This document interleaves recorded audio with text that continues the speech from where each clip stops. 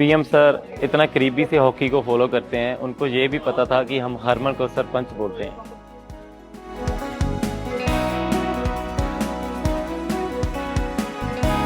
PM Modi sir जी की एक ही बात याद है ओलंपिक जाने से पहले कि हार जीत तो होती रहती है, बस अपने परफॉर्मेंस पे फोकस करो और अच्छे से खेल के जीत के आओ।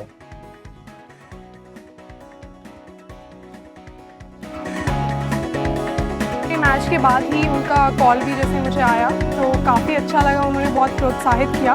पीएम की मोटिवेशन स्पोर्ट्स में नहीं जिंदगी में बहुत काम आती है। मैं प्रधानमंत्री से मिलने के लिए बहुत उत्साहित हूँ।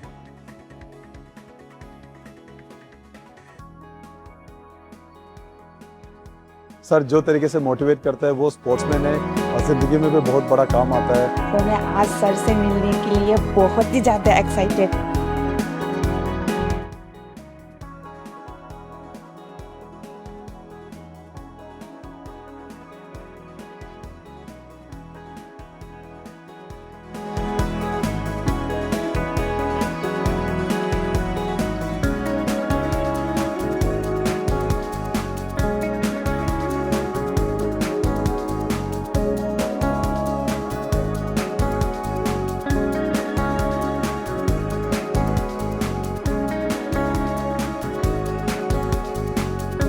हम तो भैया आप लोगों से गप्पे लगाएंगे।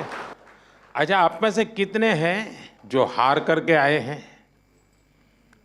सबसे पहले तो दिमाग में से निकाल दीजिए कि आप हार करके आए हैं।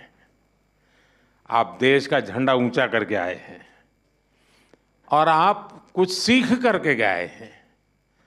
और इसलिए खेल ही एक ऐसा क्षेत्र है दोस्तों कि जहां कभी कोई हारता नहीं है, हर कोई सीखता है। और इसलिए मैं पहला तो आप लोगों से आग्रह से कहूँगा, इसलिए मैंने जानबूझ करके कहा जरा हाथ ऊपर करो लेकिन अच्छा हुआ 80% लोगों ने हाथ ऊपर नहीं किया, मतलब वो मेरी बात को समझते हैं। जिन्होंने हाथ ऊपर किया उन्होंने नम्रता के कारण किया है, विवेक के कारण किया है।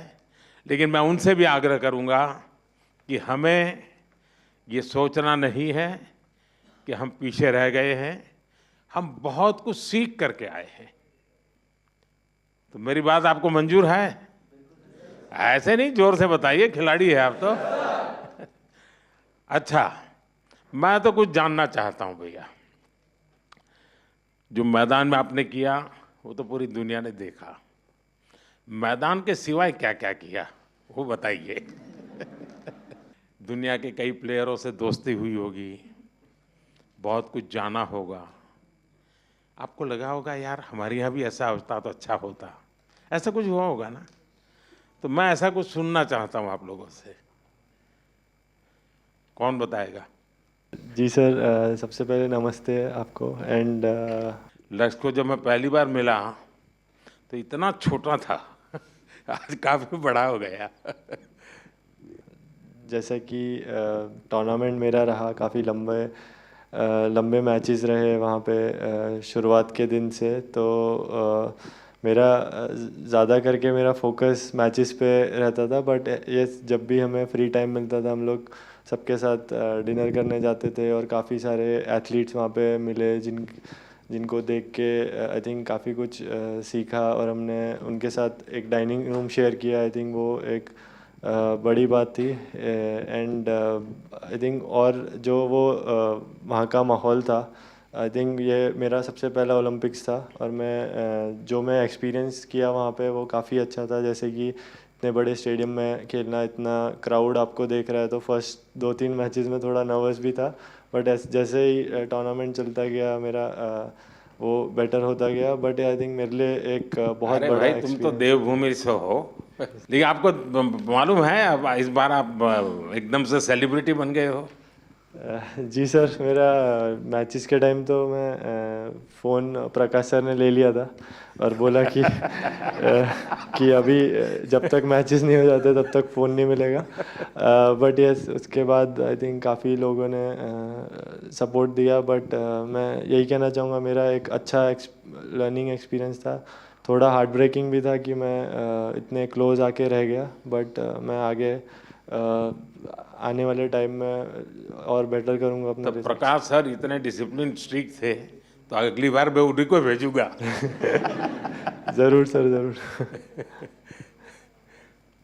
लेकिन बहुत कुछ सीखा होगा ना, क्योंकि देखिए मैं बताता हूँ, अच्छा होता आप जीत करके आते होते, लेकिन आपके खेल को जिनको पता भी नहीं है खेल क्या है, वो भी घंटों तक देखते रहते हैं, बार बार रील देखते हैं। जिस प्रकार से आपने खेला है, लोगों को लगता है नहीं विदेश के लोग खेलते हैं, ऐसा नहीं हमारे बच्चे भी खेलते हैं, ये भाव पैदा हुआ है। जी सर, आई थिंक वो एक दो शॉट ऐसे मैंने खेले थे जो काफ़ी फेमस हो गए थे, बट आई थिंक ओवरऑल जैसा मैंने टूर्नामेंट खेला, मैं चाहूँगा कि और आगे जो आने वाले बच्चे हैं जो बैडमिंटन लेते हैं, मैं उनको और मतलब और इंस्पायर करूँ और ऐसे ही खेलते रहूँ। बहुत बढ़िया। अच्छा, एसी नहीं था और गर्मी बहुत लगती थी, तो सबसे पहले कौन चिल्लाया था कि ये क्या कर रहा है मोदी, बातें तो बड़ी करता है, हैं? एसी भी नहीं है कमरे में, हम क्या करें? कौन कौन थे जिसको सबसे ज़्यादा परेशानी हुई? लेकिन मुझे पता चला उसके कुछ ही घंटों में आपकी वो काम भी पूरा कर दिया था, सबको मिल गया था ना एसी तुरंत। हाँ, देखिए इतनी ख्याल रखा जाता है खिलाड़ियों का, इसका सब लोग तुरंत एक्ट करते हैं। नमस्कार सर, मेरा नाम अंजुम मौडगिल है, मैं शूटिंग स्पोर्ट्स से हूँ। तो मैं बस जनरल एक्सपीरियंस जो मेरा सेकेंड ओलंपिक्स था और कुछ पॉइंट से मेरा फाइनल्स में नहीं रहा, बट एज एन इंडियन और एज एन एथलीट मैंने ये चीज़ एक्सपीरियंस की जी, जो एथलीट्स हर दिन एक्सपीरियंस करते हैं कि एकदम खुशी अपना कोई भी गोल अचीव करने में और एकदम से निराशा, वो ओलंपिक्स के टाइम पे इंडिया की परफॉर्मेंस की वजह से पूरे देश ने एक्सपीरियंस किया। एक दिन मनु के मेडल पे एकदम खुश, फिर काफ़ी इंसिडेंट्स हुए जिसमें फोर्थ रहे, और विनेश का जो लाइक पूरी स्टोरी थी वो बहुत ही डिसहार्टनिंग थी। फिर और हॉकी का जो मैच था उसके बाद वो खुशी, जो एथलीट्स हम नॉर्मल लाइफ में हर दिन एक्सपीरियंस करते डिफरेंट इमोशंस, वो पूरे देश ने एक्सपीरियंस किया इस 10 दिन में। और आई थिंक एक इंडिया में स्पोर्ट्स कल्चर बढ़ाने के लिए ये गेम्स बहुत ही अच्छा टाइम पे आई, एंड आई थिंक इसके आगे से लोग बहुत अच्छे से हमारी स्पोर्टिंग जर्नी को समझेंगे और जो भी पॉजिटिव चेंजेस हैं वो और भी बेटर होंगे आगे के टाइम पे। आपकी बात सही है, सिर्फ आप लोगों ने नहीं, हिंदुस्तान के हर कोने में वही मिजाज था। सब लोग अगर थोड़ा सा हल्का फुल्का दिखता तो यहाँ बेचैन हो जाते थे। वो यहीं पर जैसे कार चलाते हैं ना, अगर हमें ड्राइविंग आता है और हम पीछे बैठे हैं तो ब्रेक तो आगे वाले को लगानी है, लेकिन पैर हम दबाते हैं पीछे। तो वैसे ही खिलाड़ी वहाँ खेलते थे और लोग हाथ पैर इधर ऊपर नीचे कर रहे थे। सीजेस, आपने ये रिटायर्ड होने का निर्णय पहले कर लिया था मन में कि क्या था? सर नमस्ते सर। थोड़ा साल से सोच रहा था सर। मेरे टीम वालों ने बोल रहे भाई कब छोड़ेगा, यही क्वेश्चन आ रहा था मेरे ऊपर।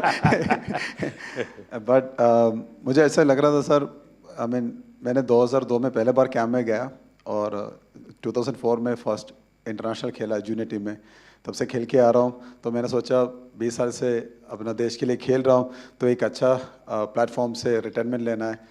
तो ओलंपिक्स ऐसा एक प्लेटफॉर्म है सर जहाँ पे पूरा दुनिया अपना फेस्टिवल मनाता है, तो सोचा इससे अच्छा तो मौका मिलेगा नहीं, इसलिए तो एक अच्छा डिसीजन। लेकिन मैं बताता हूँ ये टीम आपको तो मिस करेगी ही करेगी, लेकिन टीम ने आपकी विदाई शानदार की। ऐसा ये टीम को बधाई है, सरपंच साहब ने बड़ा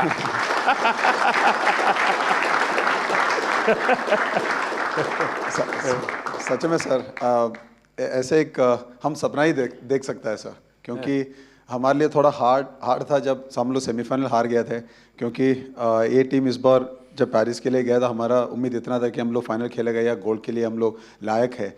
बट जब सेमीफाइनल हार गया एकदम से थोड़ा दर्द लगा सबको, बट आखिर जब लास्ट मैच के लिए हम लोग उतरा था तब सब लोगों ने ये बोला कि यार ये मैच श्री भाई के लिए जीतना है। तो मेरे लिए तो सबसे गर्व की बात यही है सर, क्योंकि इतना साल का जो मेहनत अपना देश के लिए किया है, ये भाई लोगों ने मेरे लिए साथ दिया, मेरे साथ दिया, और हम लोगों ने, मैंने स्पेशली वो पोडियम से अपना टीम को थैंक यू बोला और गुड बाय बोला सर। अच्छा मुझे बताइए भाई, जब ये आपको ब्रिटेन के सामने 10 लोगों के भरोसे लड़ना था, तब क्या इन्हें शुरू में ही डिमोरलाइज हो गएंगे? सरपंच साहब जरा बताइए। कुछ तो हुआ हो, क्योंकि ये बड़ा कठिन था। नमस्कार सर।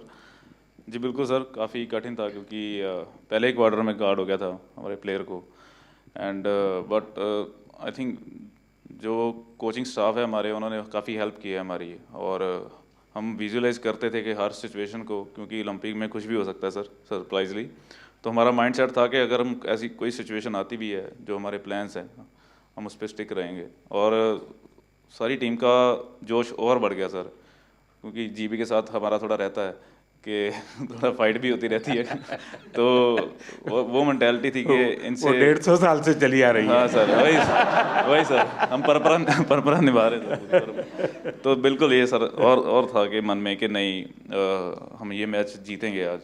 तो बहुत अच्छा रहा कि 1-1 ड्रा रहा सर, उसके बाद शूट आउट पे हम जीते हैं। तो एक वो, क्योंकि ये ऐसा कभी सारी हिस्ट्री में नहीं हुआ सर ओलंपिक में।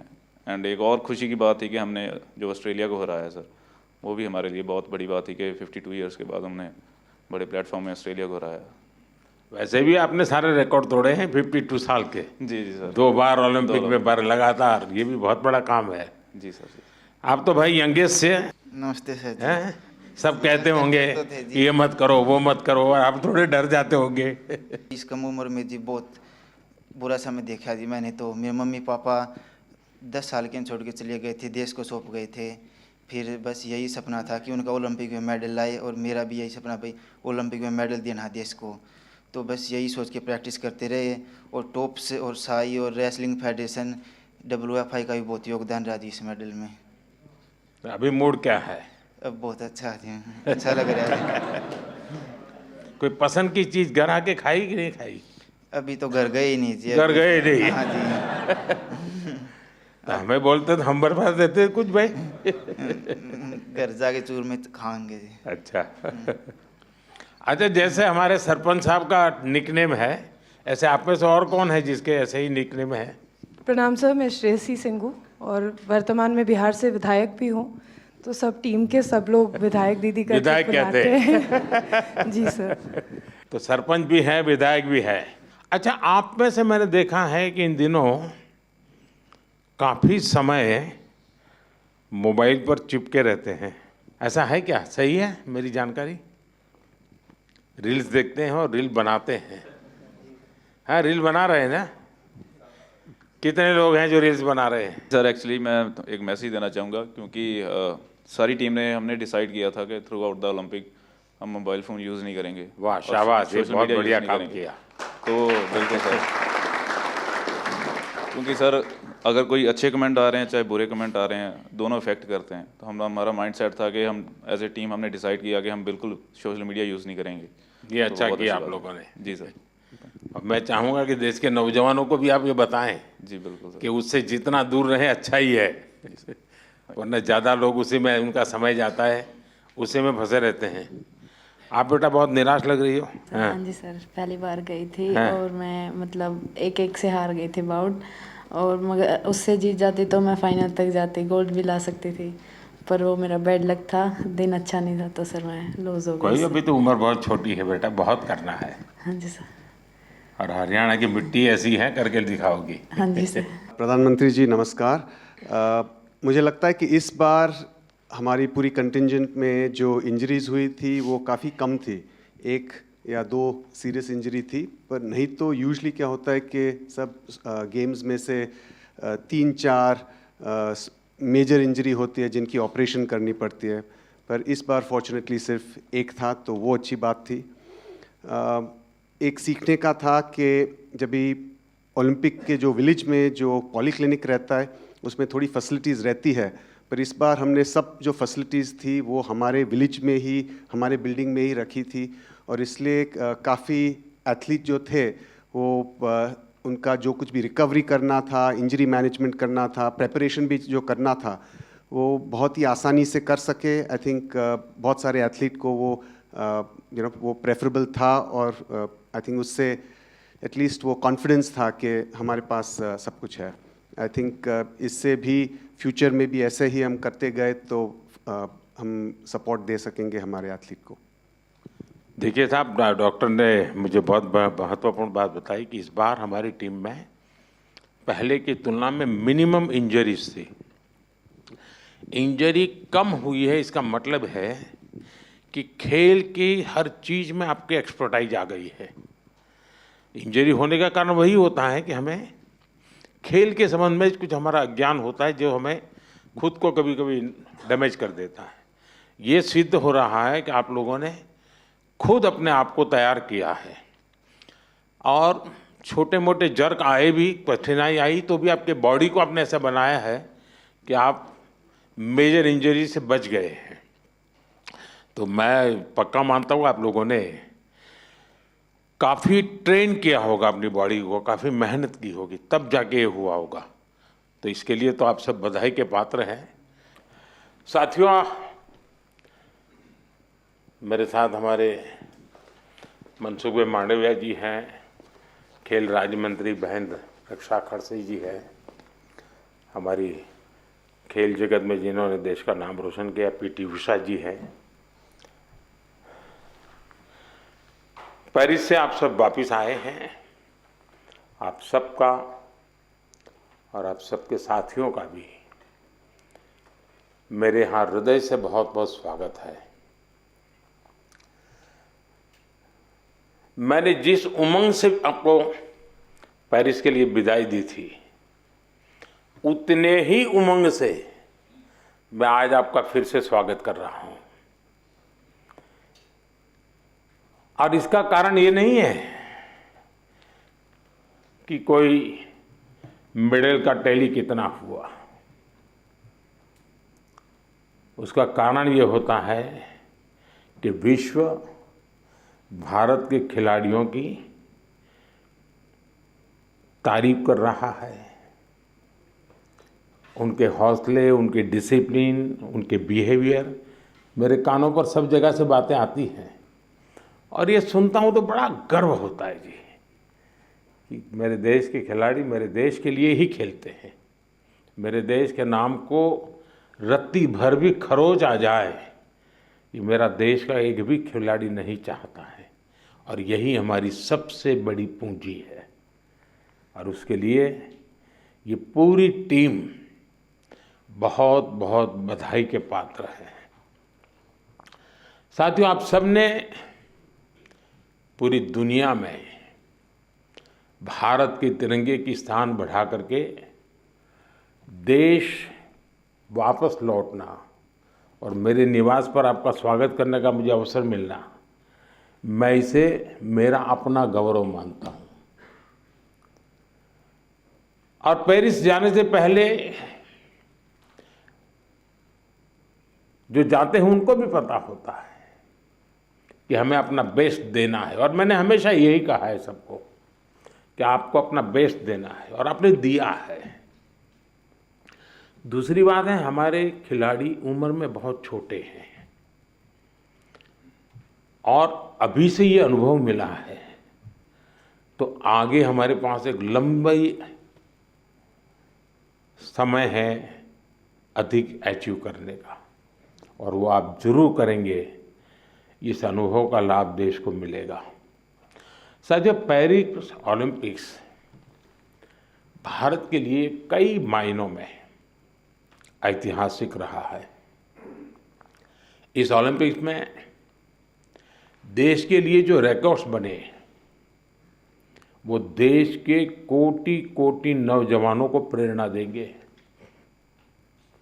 आप देखिए, ओलंपिक्स के करीब 125 साल के इतिहास में ये मनु हमारी पहली बेटी ऐसी है जिसने भारतीय खिलाड़ी के रूप में इंडिविजुअल इवेंट में 2 मेडल जीते हैं।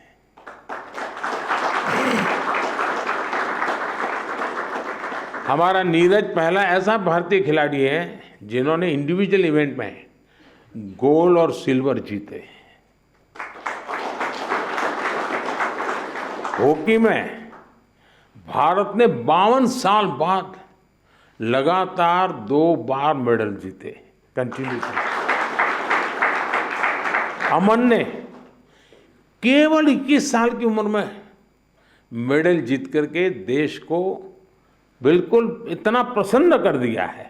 और अमन के जीवन के विषय में आज देश जानने लगा है, तो उनको लग रहा है कि भाई व्यक्ति के जीवन की कठिनाइयों से भी इंसान अपनी यात्रा को, स्वप्न को, संकल्प को सिद्ध कर सकता है। कठिनाइयाँ अपने आप अपनी जगह पर रह जाती है। अमन ने करके दिखाया है। विनेश पहली ऐसी भारतीय बनी जो कुश्ती में फाइनल तक पहुंची। ये भी हमारे लिए बड़ा गर्व का विषय है। ओलंपिक्स में 7 शूटिंग इवेंट्स में इंडियन शूटर्स फाइनल्स में पहुंचे और ये भी पहली बार हुआ है। इसी तरह तीरंदाजी में धीरज और अंकिता पदक के लिए खेलने वाले पहले भारतीय तीरंदाजी बने। और लक्ष्य, हमारा लक्ष्य सेन, आपके मैच ने तो पूरे देश का जोश बढ़ा दिया है। हमारे लक्ष्य भी ओलंपिक में सेमीफाइनल तक पहुंचने वाले एकमात्र पुरुष बैडमिंटन खिलाड़ी बने हैं। हमारे अविनाश सावले, इसने स्टीपल चेज के फाइनल में क्वालिफाई किया। इस फॉर्मेट में ये भी फर्स्ट टाइम रहा। साथियों, हमारे ज्यादातर मेडलिस्ट, जैसा मैंने कहा, अपनी 20s में है, बहुत छोटी आयु के हैं। आप सभी बहुत युवा है, आपके पास बहुत समय है, बहुत ऊर्जा है। और ये भी सही है कि टोक्यो के और पेरिस के बीच में नॉर्मली 4 साल का समय रहता है, इस बार 3 साल का ही समय था। तो हो सकता है आपको 1 साल और अगर मिला होता प्रैक्टिस का, तो शायद आप और नई कमाल करके दिखा देते। अभी लंबी कैरियर में आप कई बड़े टूर्नामेंट खेलेंगे। खेलना बंद नहीं करना चाहिए, रुकना भी नहीं चाहिए, एक भी मैच छोड़नी नहीं चाहिए। ये युवा दल इस बात का प्रमाण है कि स्पोर्ट्स में भारत का भविष्य कितना उज्जवल रहने वाला है। मुझे विश्वास है पेरिस ओलंपिक्स भारतीय स्पोर्ट्स की इस उड़ान के लिए एक लॉन्च पैड साबित होने वाला है। ये टर्निंग पॉइंट है हमारा। उसके बाद विजय ही विजय है दोस्तों, हम रुकने वाले नहीं है। साथियों, आज भारत अपने यहाँ world class sports ecosystem develop करने की प्राथमिकता दे रहा है। ग्रास रूट से आने वाले खिलाड़ियों को उनको तराशना ये बहुत ज़रूरी है। हमने गांव-गांव, शहर-शहर से युवा प्रतिभाओं को आगे बढ़ाने के लिए खेलो इंडिया मुहिम शुरू की। और मुझे खुशी है कि खेलो इंडिया से निकले 28 खिलाड़ी इस ओलंपिक समूह का हिस्सा बने हैं।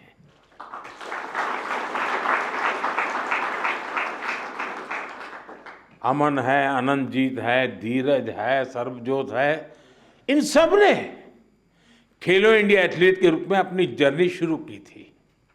और इससे हुआ ये है कि खेलो इंडिया में खेलना और जी भर के जीतना, ये एक बहुत बड़ा अहम हिंदुस्तान का कार्यक्रम बन चुका है जी।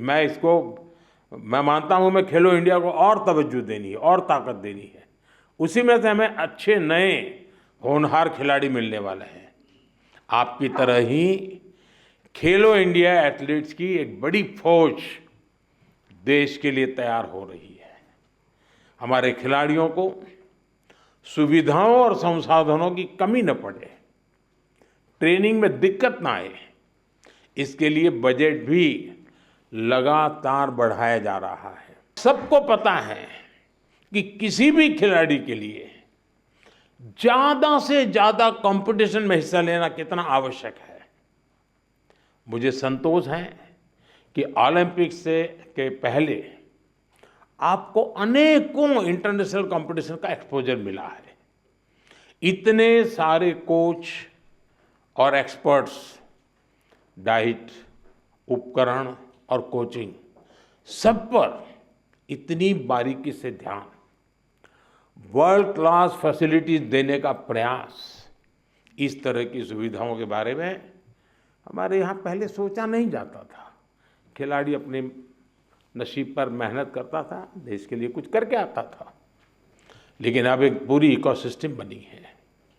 ये केवल स्पोर्ट्स में देश की नीतियों का बदलाव है, इतना ही नहीं है, ये उस भरोसे का प्रतीक भी है जो देश अब अपनी युवा पीढ़ी पर बहुत ज़्यादा भरोसा करता है, उसकी अभिव्यक्ति है।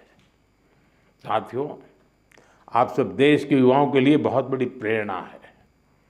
मैं मानता हूं आप में से हर किसी के बारे में देश को, देश के युवाओं को ज़्यादा से ज़्यादा जानना चाहिए।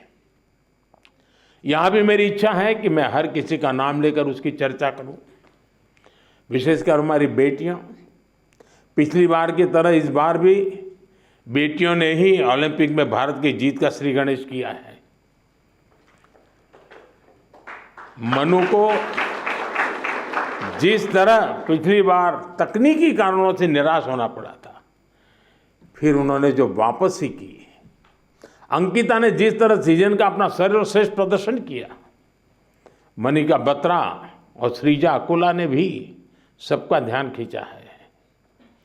इसी तरह बाकी खिलाड़ी भी रहे, खासकर नीरज ने अपनी लगन और अनुशासन में जिस तरह कंसिस्टेंसी दिखाई है, स्वप्निल ने कठिनाइयों को पार कर जिस तरह मेडल जीता है, हॉकी में हमारे सरपंच साहब, उनकी टीम ने दिखा दिया कि भारत की ताकत क्या है।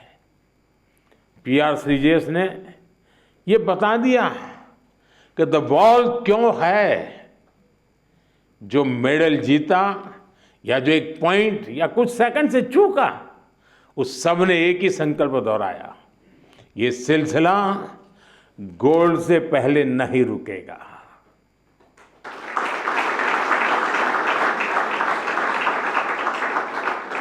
मैं मानता हूं इससे देश के युवाओं को बहुत कुछ सीखने को मिलेगा। साथियों, हमारा भारत 2036 ओलंपिक्स की मेजबानी हासिल करने के लिए तैयारी कर रहा है। मैंने आज भी वहाँ भी लाल किले से भी बोला है, हम पूरी तैयारी कर रहे हैं। ऐसे में कई ऐसे एथलीट्स जो पिछले ओलंपिक्स में भी खेल चुके हैं, उनके इनपुट बहुत महत्वपूर्ण है। आपने वहाँ बहुत कुछ ऑब्जर्व किया होगा, बहुत कुछ देखा होगा। ओलंपिक की प्लानिंग से लेकर के वहाँ की व्यवस्थाओं तक, स्पोर्ट्स मैनेजमेंट से लेकर इवेंट मैनेजमेंट तक, आपने अनुभव, अपने ऑब्जर्वेशंस, हमने इसको लिख कर रखना चाहिए, वो सरकार को साझा करना चाहिए, ताकि हमें 2036 की तैयारी में ये जो छोटी छोटी बारीक चीज़ें खिलाड़ी देख करके आता है, उससे और जो कमी नज़र आती है वो भी हमें 36 की तैयारी के लिए काम आएगी। तो एक प्रकार से आप मेरी 36 की टीम के फौजी है, आप सबको मेरी मदद करनी है, ताकि हम 2036 में दुनिया में अब तक न हुआ हो ऐसा ओलंपिक कर करके मेजबानी करके दिखाएं।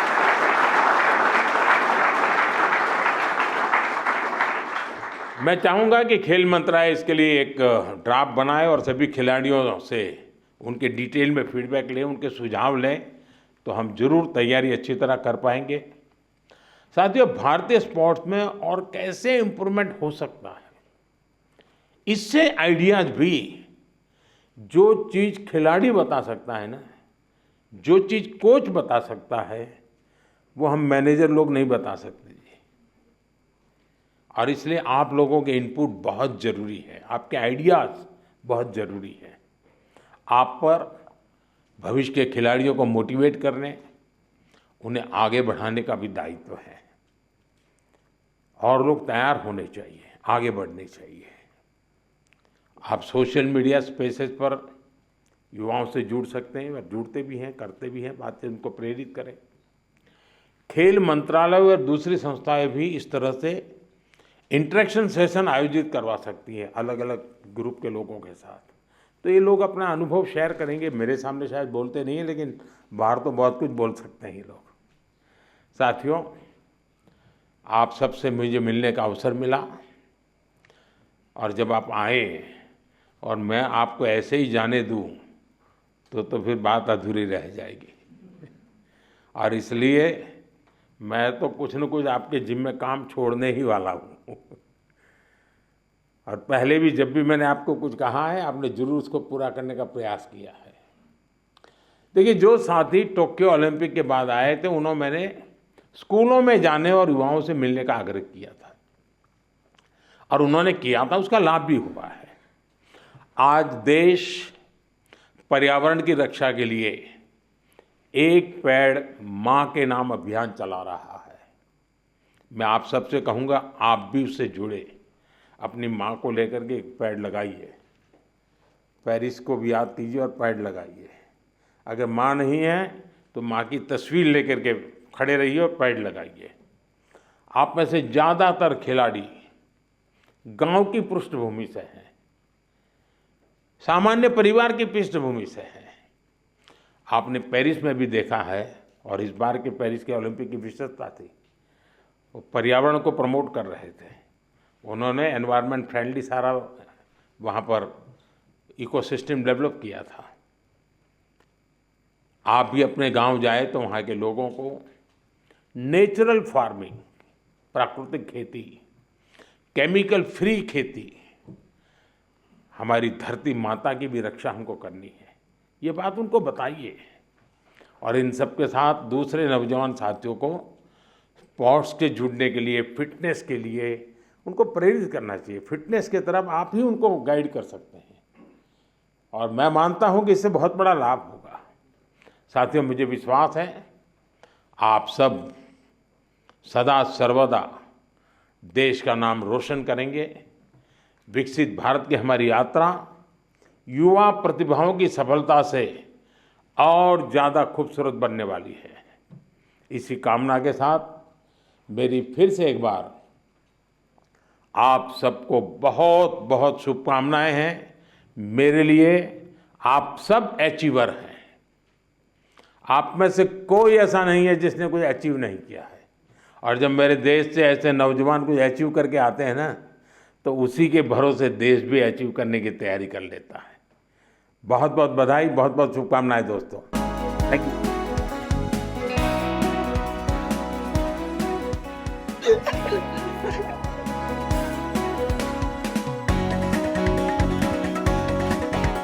કેમ મેડમ જી, મજામાં? અમદાવાદ જઈ આવી? ના સર, હવે જઈ હવે જવાની છું. એક ફોટો ખીચવા. हाँ हाँ बिल्कुल।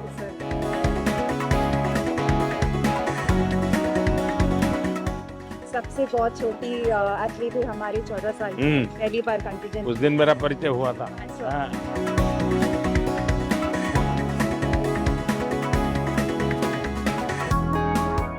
आपकी एक फेमस रेसिपी है ड्रम स्टिक्स की जी, वो काफी फेमस हुई है। वाह। जैसे हम आज सबके साथ बात करते हैं तो हम विटामिन सी रिच खिलाती हो सबको? सबको रेकमेंड करते हैं। क्या हाल है काशी का? सचमुच में? वो क्या है? हाँ, चलिए, बाबा की कृपा बनी रहे।